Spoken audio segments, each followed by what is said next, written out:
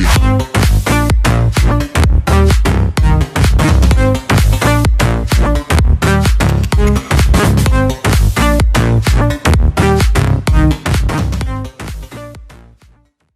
guys, welcome to the Wild Protea. My name is Clinton Jama. Thanks once again for joining me. I nearly forgot my name there for a second.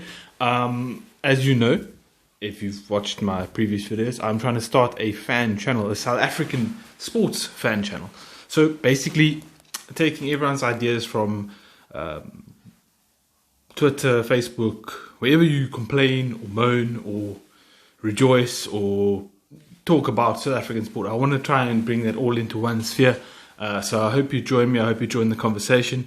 And I'd love to hear from you. Before I get into things, don't forget to like this video. Don't forget to subscribe to this YouTube channel, that is the Fair Digest, as well as get those comments in, and also hit that notification button so you can get all the latest from the Wild Protea.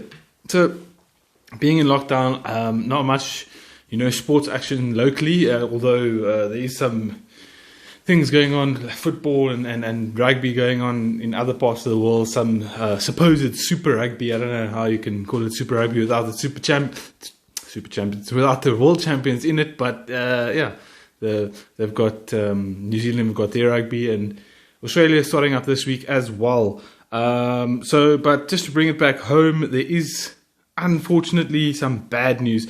The 3-team cricket has been postponed indefinitely. Now this has a lot to do with what's going on in CSA at the moment. There are being meetings held to discuss the readiness for the tournament. I don't know how. It's not really a tournament. It's the Solidarity Cup. It's sort of one day.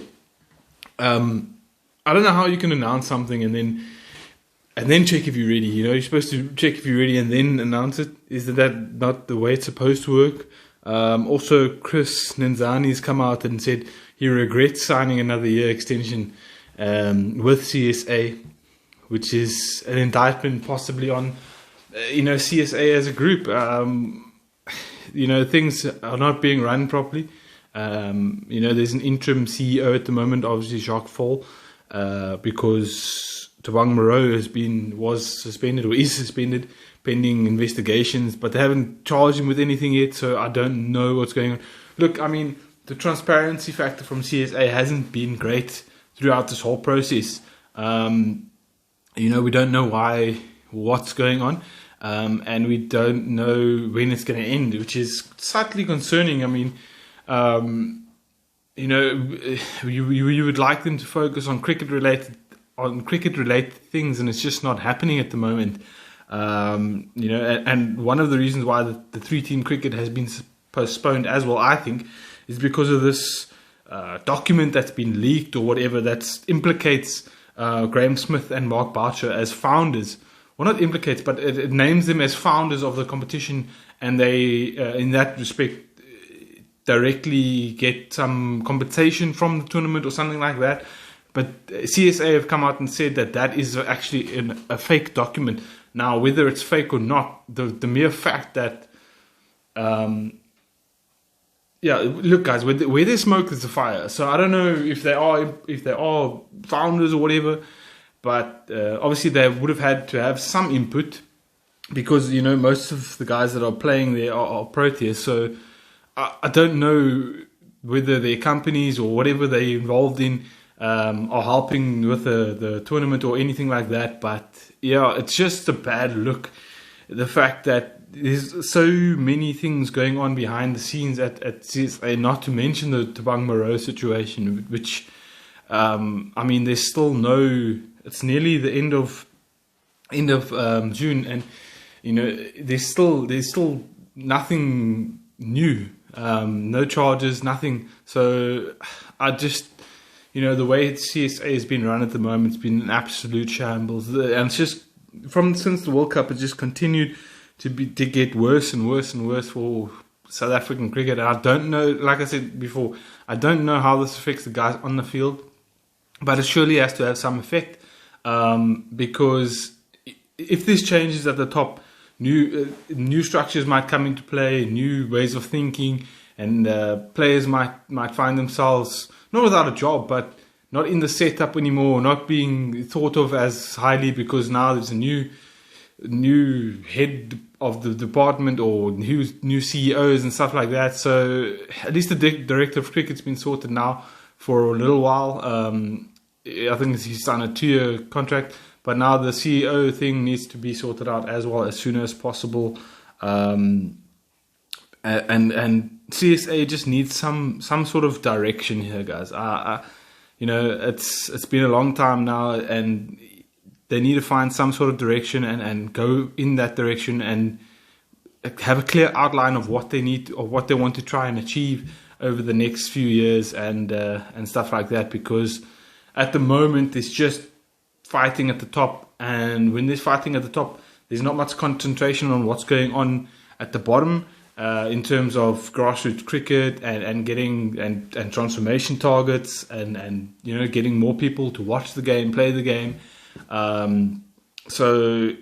It all starts at the top and works its way down. So things need to be sorted out at the top, and hopefully that can happen as soon as possible. Obviously, the CSA awards are coming up soon as well, so I don't know if it'll be sorted out before then, but hopefully it will be. And the CSA awards, obviously, I expect Quinny to clean up those awards. I don't see anyone else really putting up their hands as far as those awards go. Yeah, so that is the cricket news for you. And then, not that I know too much about it, but the PSL have been given the all clear to return to training from the 24th of June. Now, this is good news for PSL fans. I don't watch too much PSL, but I will watch when it comes back. And I have been watching as well. I know that Kaizer Chiefs are 4 points clear. And also it's going to be tough for the smaller clubs around South Africa to adhere to the COVID-19 protocols. Obviously, the smaller clubs in England are finding it hard to stick to the protocols and stuff like that. So, I mean, they've got a lot of money. We've got even less money here. So I don't know how, the small clubs are expected to keep up with the bigger clubs in that regard.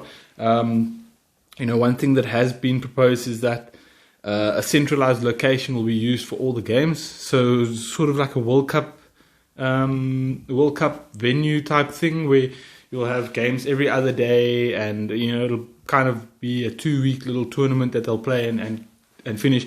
This is important because they have to finish the league. I think they have to finish the league. They can't let it just slip by the wayside. Everyone else is doing the same thing. Everyone else is getting back up and running again. Obviously, our COVID-19 situation is a bit different. But having said that, I think that it's important that sport starts to come back. Like I've been saying for a long time, for the morale of everyone involved. Not just the players, but also there's a lot of money in it as well. Sponsorship deals, TV deals, and stuff like that. And I didn't know about this whole centralized location thing or the coming back of it. I'd just like to send a small shout out to an attempt at a sports show, because I learned a little bit about that last night from watching them. So thank you guys for that. That's Dalen Oliver and Carl Lewis. And other than that, guys, there's not really much to talk about in the way of South African sport. As much as this hurts me, I have to just say this. Congratulations to Liverpool and all their fans. I know you lads are going to be absolutely unbearable for the next year, but you guys deserve it after waiting for 30 years for this league title. And enjoy it, guys. And I sincerely hope that it never ever happens again. Obviously, I'm a United fan, so hopefully we've seen an upward trend with United. So hopefully we can challenge you guys next season. And that is everything I have for you today, guys. So before I leave, don't forget to like this video. Don't forget to subscribe. Also hit that notification button so you can get all the latest from the Wild Protea. Have a fantastic weekend, guys, and I will see you next week. Cheers.